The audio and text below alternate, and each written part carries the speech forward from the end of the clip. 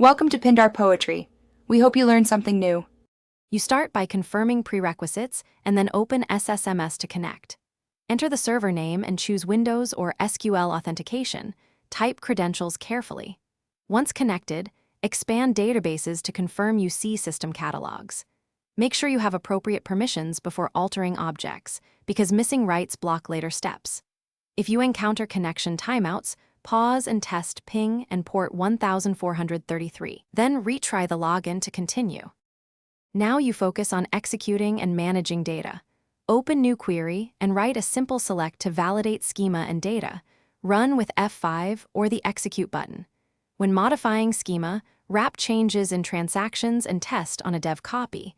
This prevents accidental loss. Use Object Explorer to create backups or restore points before big changes.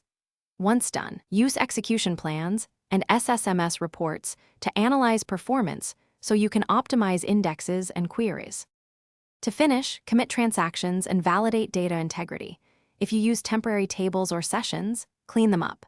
Make sure server roles and logins are set correctly so applications reconnect smoothly.